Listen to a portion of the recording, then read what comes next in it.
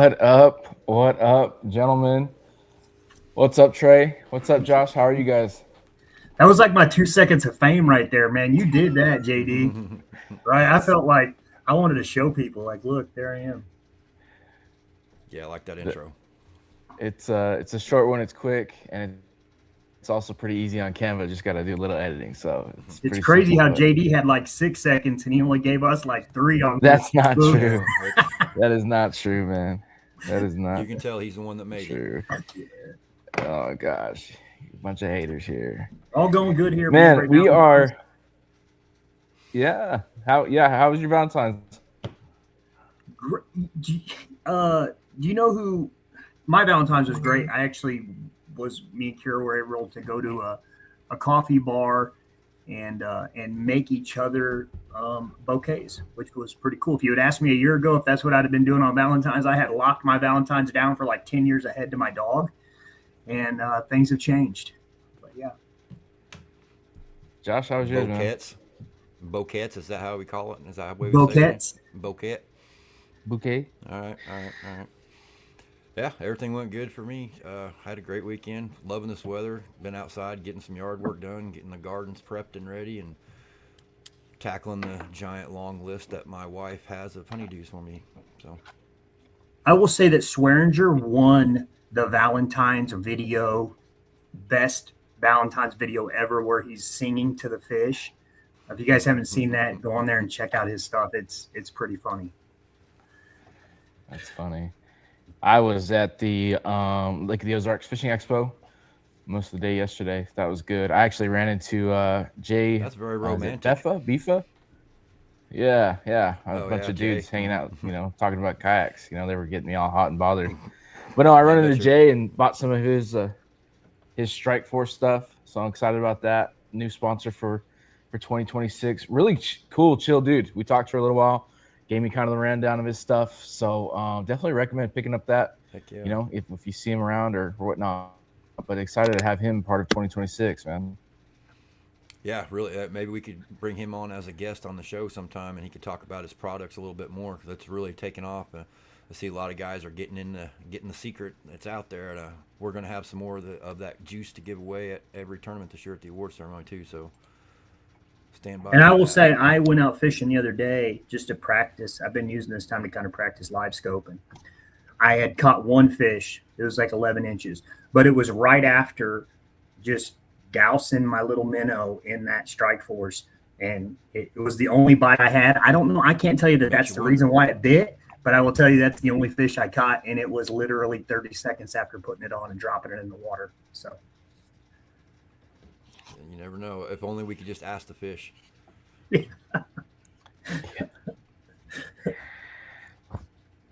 Well, let's get into it. We got a lot of stuff we want to talk about. I know Josh, he sent a pretty good list, and I like it, man. I like where your head's at. Sounds like you're really pumped up about the season.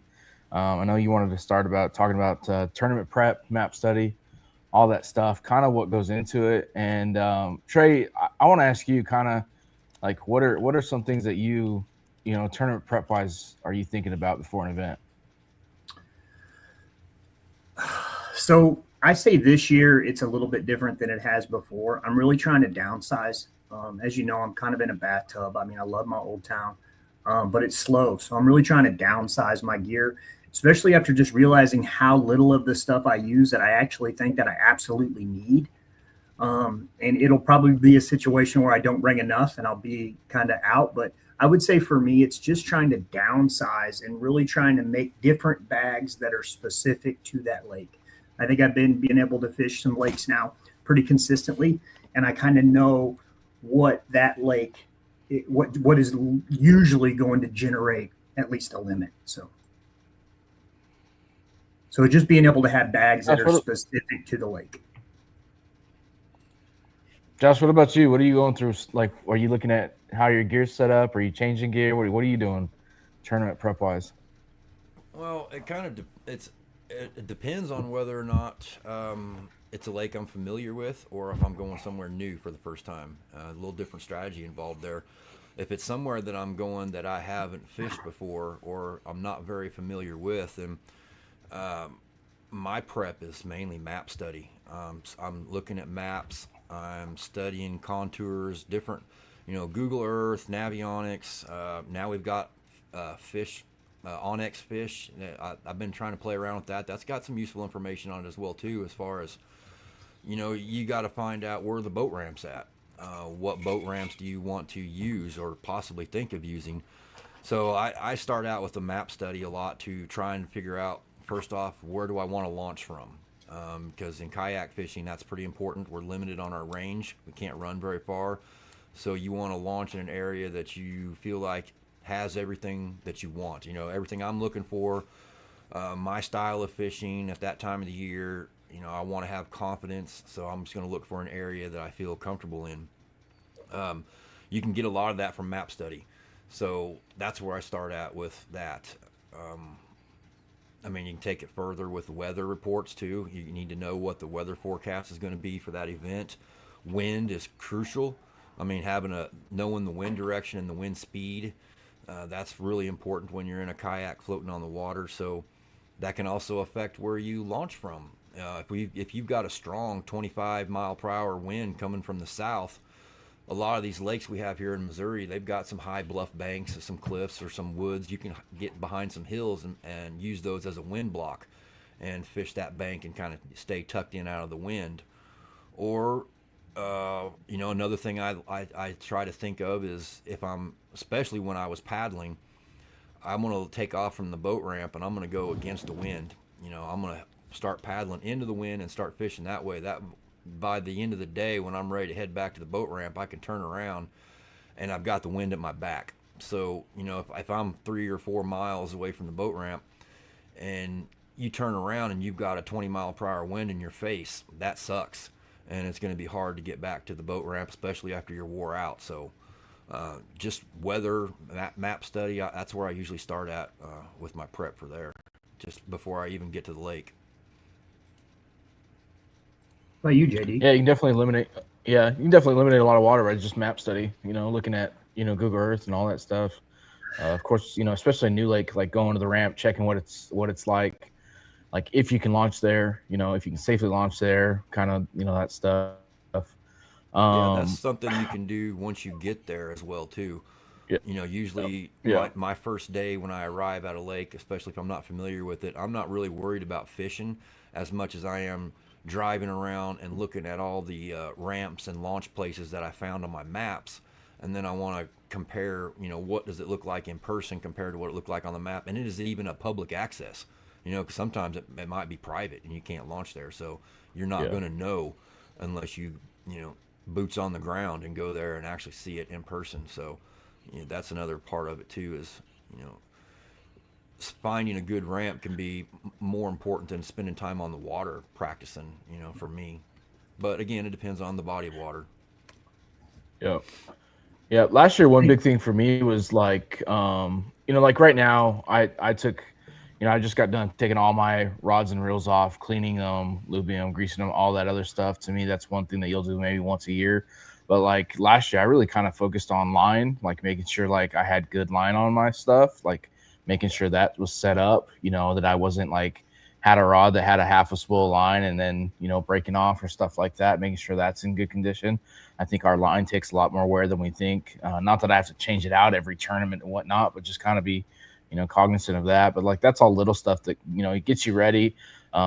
Just like studying maps and stuff like that. Like the weekend before, I try and get out on the water with my kayak just to make sure everything's working properly. Like it's the worst thing to launch Saturday morning and have an issue with your motor or something else like that. So like little stuff like that, taking the time, all kind of adds up.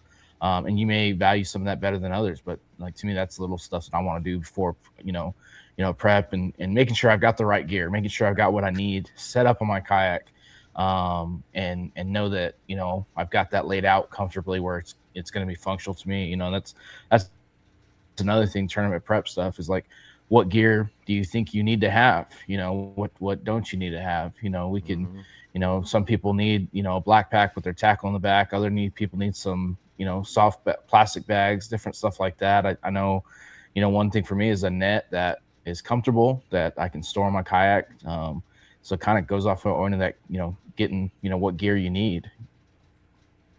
I think, and I wonder how many phone calls, Jonathan, you actually get.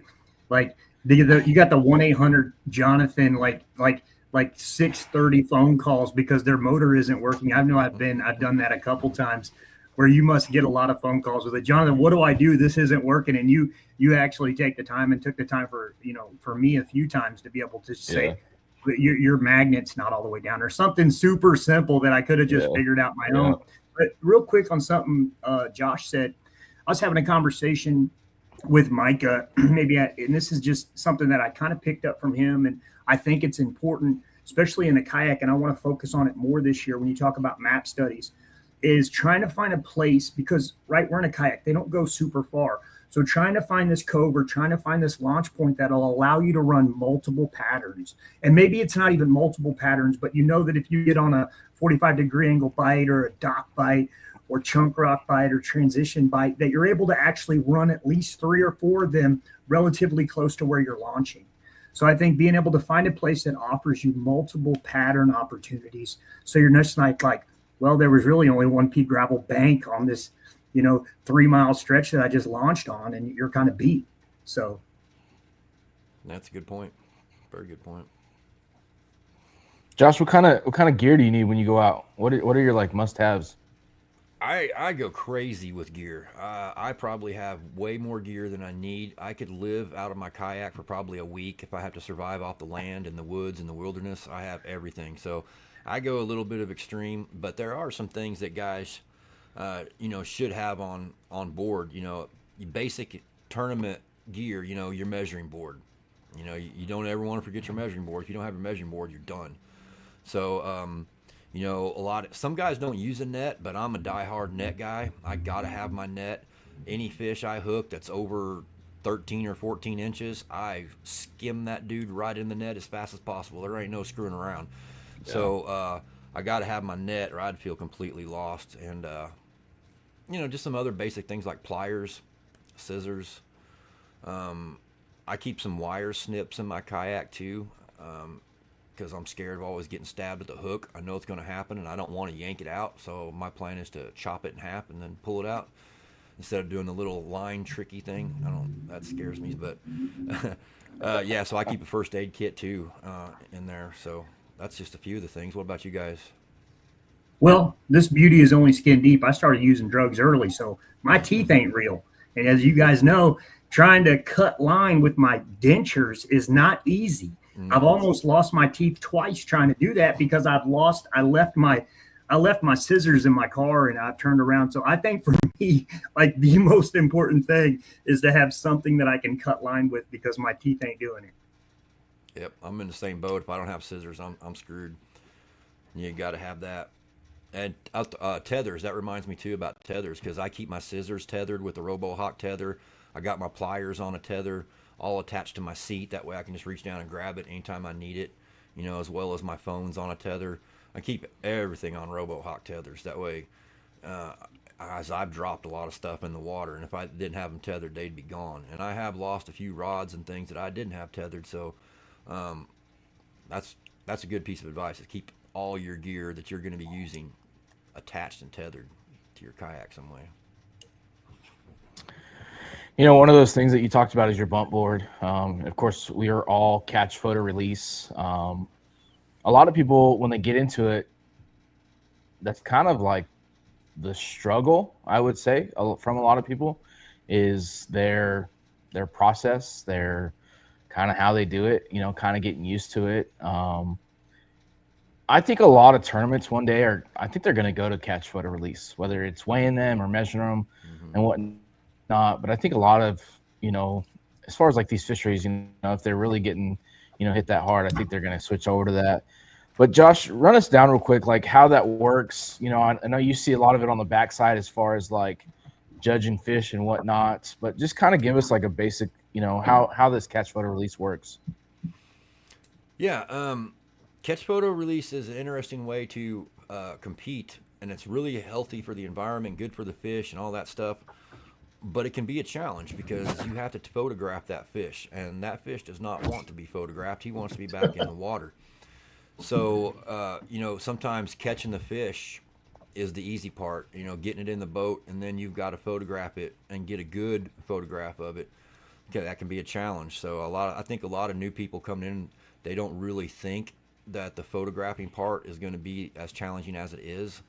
And I would recommend practicing a few times before you get into a tournament. But basically, the process that I use when I'm fishing, like I said, I hook into a fish.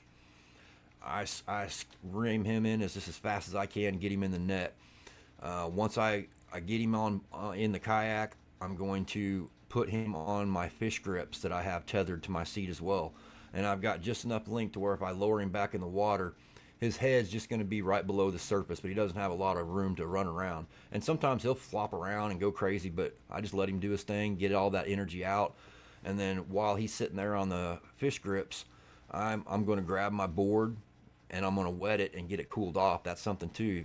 If you're in the middle of the summertime, your measuring board is sitting out in the sun and it will be really hot, and you try to put a fish on that, he's not going to be very happy. So I always dunk my board in the water, soak it a little bit, let it cool off, get it wet. Then I'll set it, get it positioned. I'm going to grab my identifier card and I'm going to place it, where it's right there next to my board. And, something to keep in mind is the sunlight and the glare. Sometimes it casts shadows from your kayak in certain directions, and it can block the identifier from being seen or the front of the board from being seen. So sometimes in the middle of the summer, I have to just stop and just go paddle or get to the shoreline and get underneath a tree to get some shade so that you can get a good picture. Sometimes you just have to get in the shade to do that. Once I'm all ready, I got my phone out. I open up my phone app, my camera app on my phone, and then I check and make sure that it's a good picture on my phone, because another thing, you can get water droplets on the lens of your camera, and then you're going to have a blurry photo when you go to take that picture. So make sure everything's nice and clear and in focus. I'm going to set that down, and then I grab the fish off the fish grips, take him off the fish grips, lay him down on the board, talk to him real nice and tell him to stay calm so I can get a picture. Then I'm going to snap 3, 4, 5 pictures of that fish. And then I'm going to check out my phone. I'm going to look and make sure I've got a good photograph. Once I do, then I'm going to let the fish go, and I'll let him, throw him back, and then go on. So that's the process I use to take a picture. Do you feel like Trey, what? Go ahead, Trey. Do you feel so you've taken that picture of the fish now, and I had this in my head last year that I used to just submit that fish first and get it over with, get it to you. And then I started thinking, because it would take me a while to submit it and get all that stuff, because I'd want to take selfies and all kinds of stuff. I'm like, Trey, you're wasting this, this what could be a very small window of a bite here. So wait till you catch your limit, then upload your fish. Are you a big believer in just uploading your fish? Do you do that personally, or are you waiting until you have 5 and trying to maximize that bite window as much as possible? A little bit of both. I try, if I've got good signal, I'm going to upload my fish as soon as I catch it. You can go to the Tourney X Pro app and then just go to submit your fish and set your phone down while it's uploading, and then it'll tell you whether it went through or not. So I like to see my fish on the board personally. I don't like to sandbag. The Tourney X Live leaderboard, I want to see my name up there. I want everybody else to see it. That's kind of a fun part for me. So, but there is an aspect too, like you said, some of the lakes we have poor cell service, and it's not going to upload that very quickly. And if you're just sitting there waiting for that photo to upload and go through, you are wasting time, and you could have already caught another fish or something. So, excuse me. Yeah, if the cell service is poor, I'll just wait till the end of the day till I get off the water, or maybe if I'm cruising back and I find a pocket where I've got good cell service, or maybe if it's really fast and furious and I'm just really on them and I don't want to stop and take the time to upload, I'll wait until I'm changing spots. Maybe if I'm going to move across the lake or move to another cove, I got like a 15-20 minute cruise, I'll upload my fish while I'm moving to a new spot. That way I'm maximizing my time that way. So that's kind of how I do that. It's definitely a trade-off in that, whether you load them up right away. The upside on you load them up right away, you may get a notification that something's wrong with it or whatnot, that way you can submit a different photo. So that's kind of nice to get that submitted. But of course some guys do like to sandbag or hold a bigger fish or different stuff like that. So it's definitely a trade-off there. But Trey, I was going to ask you, what are some things that you did early on, like stuff that you messed up on, whether it was submitting a fish or measuring a fish or something like that, what are stuff that do you remember like you messed up on or anything like that? I would say what Josh says, that shade angle is really important. And if you're even second guessing yourself that bunk is kind of is hide is like lidded out, making sure you kind of get into a shade to be able to do that. I would say that. And for me, it was checking the board early. That's one thing I did, and it would take the wind out of my sails. I would see, I'd see Chad Davison had 86 inches, and it was 930, and I've got a 9-incher on the board, and I'd just be like, so I've kind of stopped doing that until after I catch a limit. Then I'll check the board to kind of see where I stand.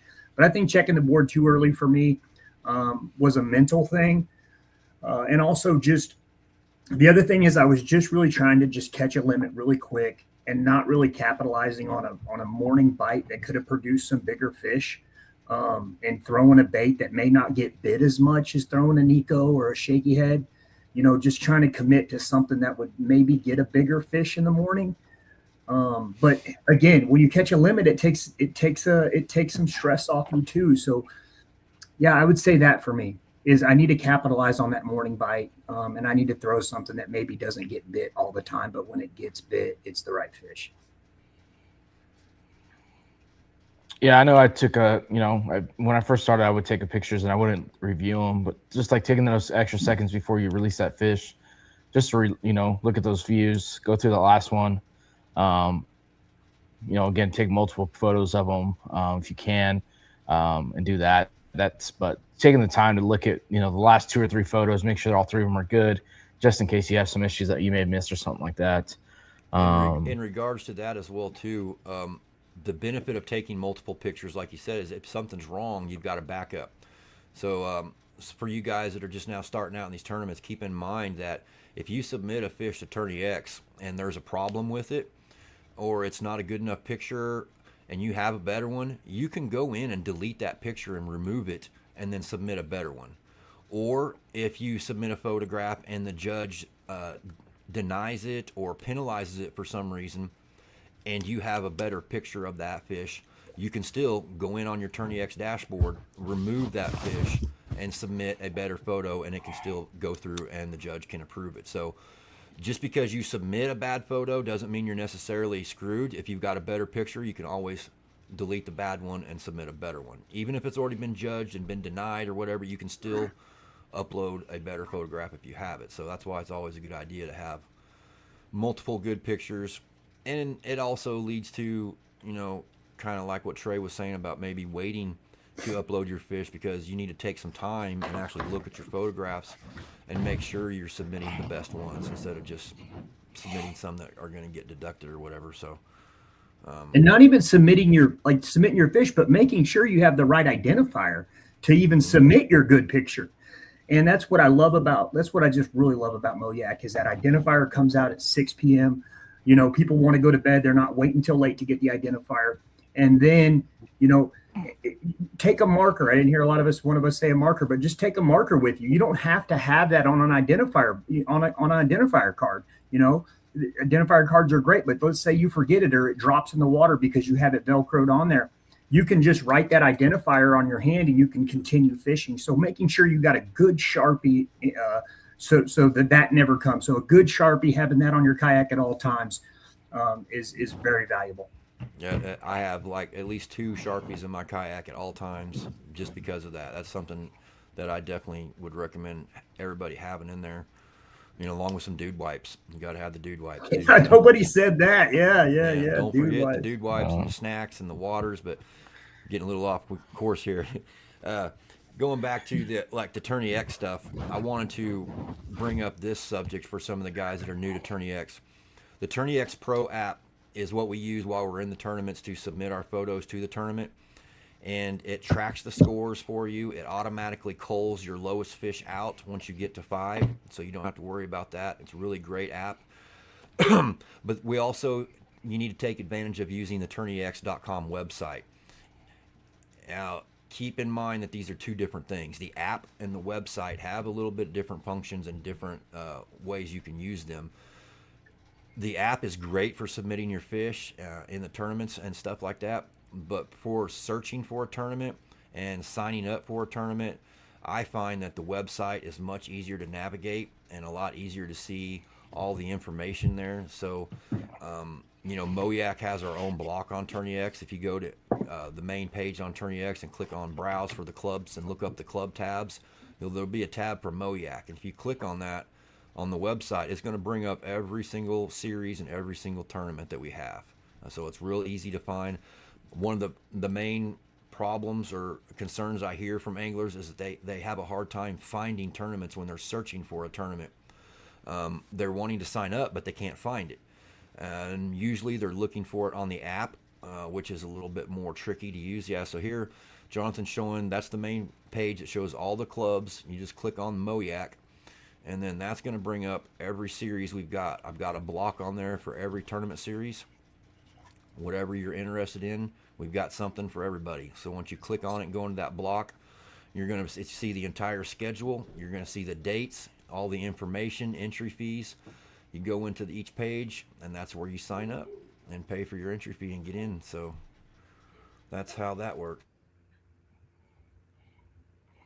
I will say I use, like, when I'm signing up and registering for events, like, I definitely use the desktop or my browser more than anything, just because it is easier to get to and see and look. Plus, there's so much more information in there. So, like, a lot of times I'll even on my phone, I'll go to that on my, Safari or my web app or whatever, and I can see that. Plus, it's nice, like, when I'm looking at times as far as launch stuff, it's a lot easier to see all that information there versus trying to get it in the app and do that. So, like, the only time I'm really using the app is to submit fish and all that. So that would be definitely something, prep wise to work on. Go through the app, get used to that, figure out where you submit fish, look at managing your live well, all that good stuff on there too. Josh, have you had issues with? So talk about the team trail. When people sign up for the team trail, I know it was kind of difficult for me. Maybe it was just me, for where if someone creates a team and then I'm trying to go on there and pay for mine to join the team, it just, for me, it threw me for a loop, and I knew I did it wrong a couple of times. I paid and then created my own team when I was already trying to get onto someone else's team. Do you find that as an issue, and how do we address that? Yeah, usually the first time someone, or first few times that someone signs up for a team event, it's a little tricky because it's a little bit of a different process. What you're going to do is you're going to go to your dashboard, and then this is after you've signed up for the tournament. So you go to the team tournament, in our team series block, you sign up, then you're going to go to create a team or join a team. But if you're the first one there, you're going to create the team, and then you're going to choose the team's name. And then once you do that, your partner will join that team. So once they sign up for the tournament, they'll go to their dashboard and they click on join team. So one person creates a team, one person joins the team, and usually I approve it, but the creator of the team can approve it as well. So there is a process. You got to create the team. Okay, let me go back. The first step is you have to sign up for the team tournament. Pay your entry fee for the tournament. Once you're signed up for the tournament, then you go to your dashboard, and one of your teammates creates the team name, and then the other teammate joins that team name. The captain who created the team, he will approve that person to join his team. So a stranger just can't join your team if you make a team.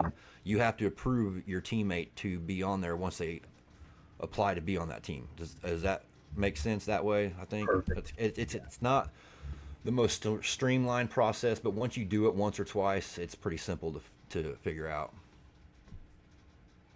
Yeah, and whoever creates that team, you'll actually get a notification that your teammate wants to join the team, and you can approve that as well. So you'll actually get that notification as well.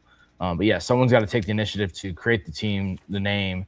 And this is, again, after you've signed up for the team event. You won't be able to create that before and then sign up. Correct.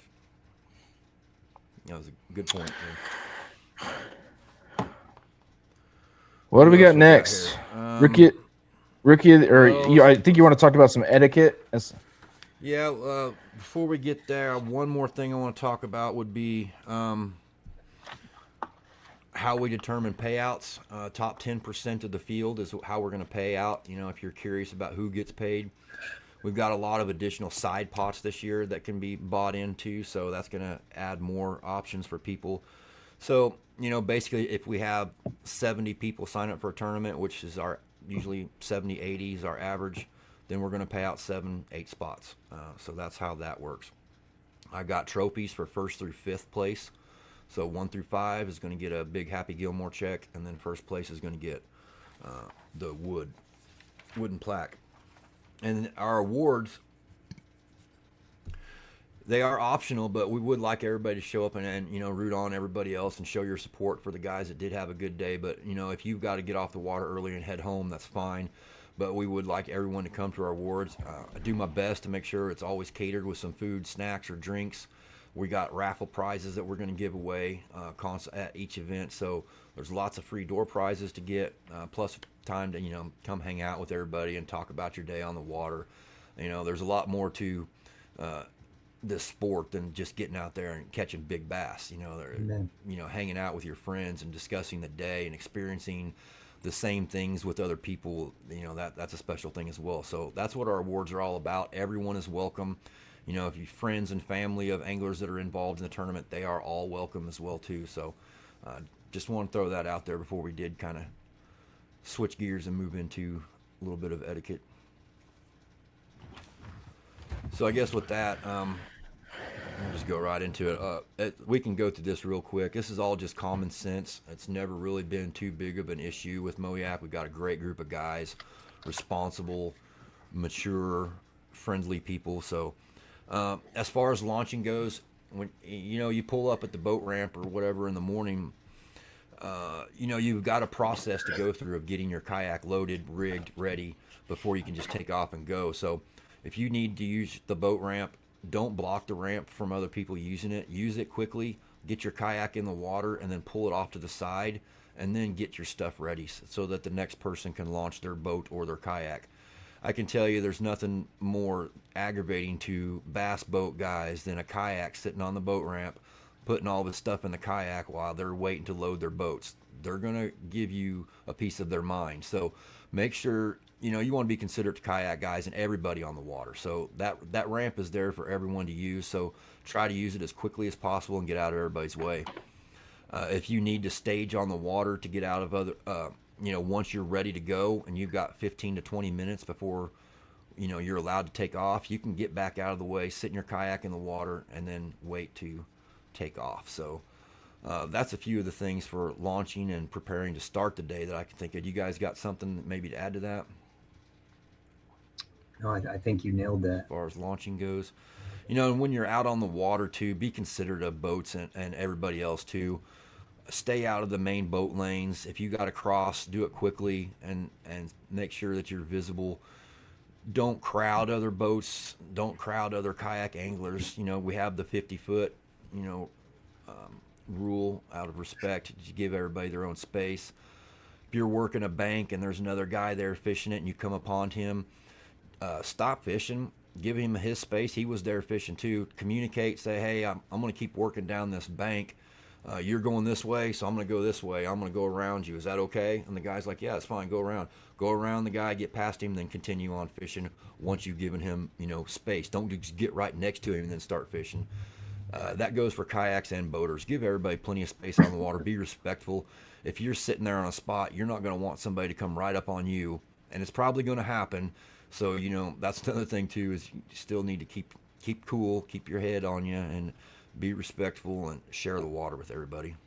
And speaking to our rookies, we got a large rookie field this year. I know for me, it was kind of, it was a little intimidating. When I didn't know anybody, I was pulling up to a ramp and there was 5 or 6 guys, that had obviously been fishing tournaments for a while and had been with Moyak for a while. And it was a little intimidating. And you guys don't, for the rookies, no one owns a boat ramp. No one owns a part of the lake. Just talk. We want to be your friends just as much as you want to talk to us. And just because there's people there that are launching doesn't mean you have to go somewhere else or that's not your spot. If anything, we want you to fish with us. If you guys ever see me at a ramp, you know what I mean? And I think that's what's really, really, really special about being a rookie with Moyak is you don't have to feel like you have to find your own spot. If you pull up to a ramp with 6 or 7 other guys, just jump out and shoot the shit.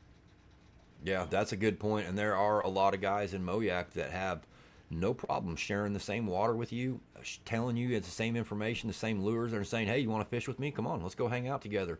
Happens all the time. So just talk to everybody and communicate. We're all like-minded folks, so it's real easy to make friends in this sport, and it's real easy to get along while you're out on the water and still be competitive too.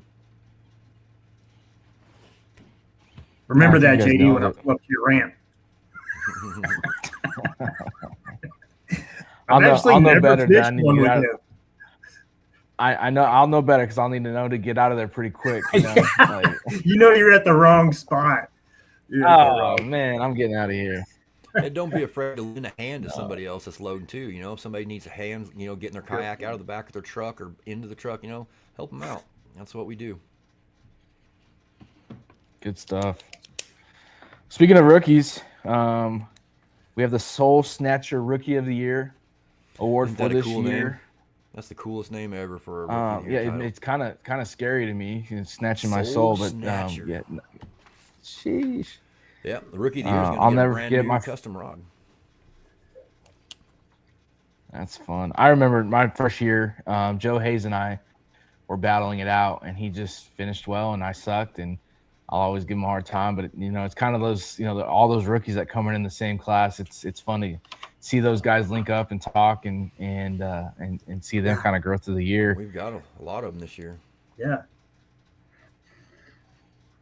Strong rookie class. I think we're up to 25, 26, somewhere in there, rookies for this year. So that's pretty good. Speaking of rookies, y'all watch Fisher today? Second event ever. Pulled it out on Martin. Some tank spots. Yeah. We got any other questions floating around out there? Let me pull this up because it looks like some of the YouTube questions are not coming through. Yeah, I don't. Let me see what I got here. Frank said, I started carrying a dry microfiber to dry my hands and phone. That's something gear-wise, whatnot, you might want to have just to keep stuff dry and whatnot. Someone asked, how will that work for the hourly big bass? So I'm assuming the when people are signing up for that side pot, they'll apply for that. Yeah, that Dwayne Wally's actually working on developing some stuff for Tourney X that's going to allow us to do this. This is some brand new stuff. He'll be able to track it. Hopefully, I think it's almost done. But yeah, if you sign up in that hourly big bass, it's going to show everyone who's in that pot is going to show their big bass of the hour to the judge. So someone who is not in the hourly big bass pot, it won't even, that's not going to count. So whoever buys into the pot, all those names are going in, and whoever catches the biggest bass of each hour is going to win the pot, the hourly pot. And it's going to vary on the amount depending on how many people get involved and sign up. And this is all brand new, kind of winging it and figuring it out as we go here. So have a little patience, and I'll get all these details really locked in once Tourney X gets its stuff done, and then we can get I'll have it squared away by March. But hopefully that gives you an idea of how it's going to work, because we're going to have a lot of the high roller is going to be the same way. Anybody that buys into that pot, all that money is going to go into one pot, winner take all, to whoever bought into it. Unless we start to get a whole bunch of people signing into it and we get a huge amount, then we can split it up, maybe do top three. We're going to have to just wait and see how it works. Like I said, this is all pretty experimental. Yeah, but I think it's going to work out. Yes. Yep. And big bass photos, it's always a question, but is it submitted or is it when it's taken? It is photo taken time. It is that every photo that you take while you're on the water is going to be GPS stamped, time stamped, and all the other data for the judge to see is going to be there. So you don't have to worry about if you don't have signal. If you catch that fish and you take a photo of it at 8 o'clock and you don't get to upload that photo until 3 o'clock in the afternoon, that bass is still going to count for the 8 o'clock hour. So it'll go by that time stamp. So with the new features that Tourney X has got for security this year too, make sure that no one is changing your photo in any way. Once you click that picture and you take that picture, don't do anything else to it. Don't crop it, don't zoom it, don't flip it, don't rotate it, don't do anything to it, because if you do, it's going to be flagged as a manipulated photo on Tourney X, and then I've got to go through and try to figure out what the situation is and why it was flagged. And I know this is some new tech that's on Tourney X, so people who fished last year or in years past and you've submitted your photos with no problem, you may have a problem now. I know a lot of guys who like to rotate their photos because their picture was upside down, so they would rotate it and then submit it to Tourney X. That's going to flag it, so don't rotate it. It doesn't matter which way it's facing in your picture. The judge has the ability to rotate it 360 degrees and see it perfectly fine, so it doesn't matter which way it's facing. You don't need to change it. So just keep that in mind. I've also run into a situation where an angler was using a function on his phone that took multiple pictures at once, like 4 or 5 pictures, and then the phone automatically detected which one was the best quality picture, and that was flagging it on Tourney X. I'm not sure why, but that app was causing problems too. So just make sure you're getting a basic photo and you're not trying to change it in any way or use an app to change it in any way or anything like that. So that's going to be new this year, so just keep that in mind. That's going to be something we got to work through as we get going, because some of the tournaments I've been judging this year already, it's flagging a lot of fish. A lot of people aren't aware of these things, so hopefully this will clear that up. It won't be that big of an issue for us. That's awesome. Man, let's talk about, I know we got Lake of the Ozarks, and we'll get to that here in a minute, but let's talk about the championship, how we get there, how do we get qualified. I know that's going to be at the end of the year on, where is it? Lake of the Ozarks is this year? Lake of the Ozarks, right? Yep, October. October 10th and 11th, 2-day event. Josh, how do guys qualify for that?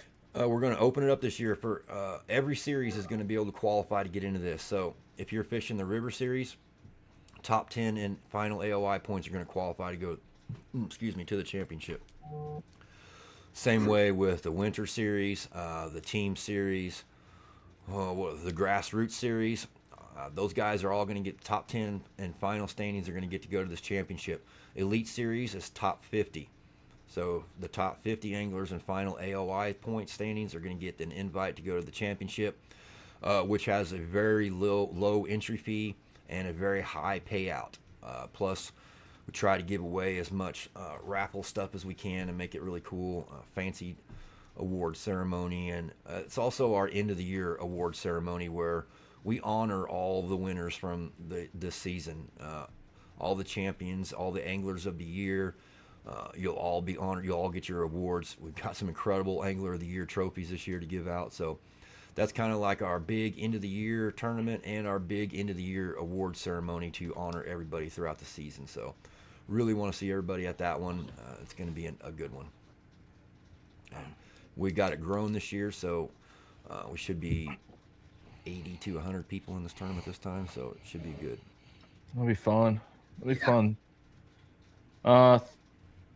We got Palmy Winter Series coming up Saturday, so if you are looking for Saturday. a little, weather's looking good too. Isn't that crazy?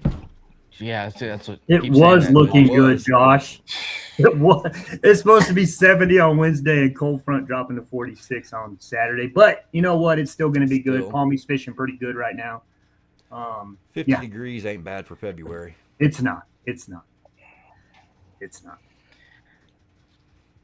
But soon after that, we'll have the last Winter Series event on Lake of the Ozarks. And then right after that, 34 days from now, 34. It doesn't seem like it's that close, but it is that close. 34 days, we got our season opener for the Elite Series on Lake of the Ozarks, March 21st. I'm excited about it. Where are you launching, JD? You gonna let us know? I'm gonna launch in Lake of the Ozarks. I'm gonna go. Everyone should probably go to City Ramp.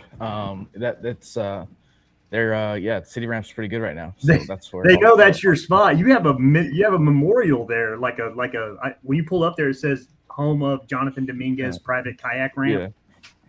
But you might want to check that out before you go there because they are working on it. I actually went there. Tried to go there last Monday, and it was actually closed. So they're doing some work on it. They're making that better. So it just FYI, I probably shouldn't share that with everybody. Just have everybody do their homework, but it's closed for right now. So I don't know if it'll be done by then, but yeah, I'm gonna spend some time on Lake the Ozarks these next few weeks and see what's going on. But yeah, excited about that. So speaking about some upcoming tournaments, I want to share this real quick for you guys. You know, it seems like our podcast is growing with viewers every time. So some good things are coming up this year. We've been able to actually work on some pretty good guests. I'm going to give a rundown of them. So for the Elite Series opener on Lake of the Ozarks, we're going to have the one and only Andy Caps, the Angry Pirate, and Randy Doman. I hope I'm saying his name right. You guys can check his YouTube channel out. Also, Mike Webb is going to be coming back on, longtime guide on Table Rock for the Ellie Bowman tournament. So for either Truman or the Lake of the Ozarks State Championship, had talks in with a guy that just entered the Elite Series. So hopefully he'll be able to come on if his schedule works out. I'm pretty sure he will. We'll either have him or Jonathan Pimenthal back on. Another guy who's going to be new guy, and you guys go check out his YouTube channel. So it's Low Fish IQ.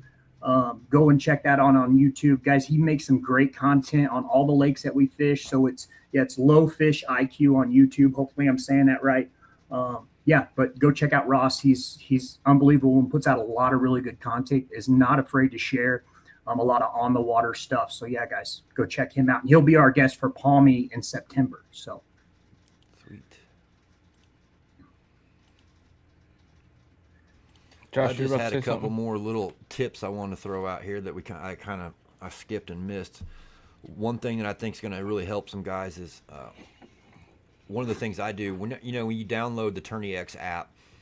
You go to your phone in your home screen and you've got that little button right there on your home screen. You push it and it goes right to the app. You can do that with the website as well too. Go to the TourneyX website.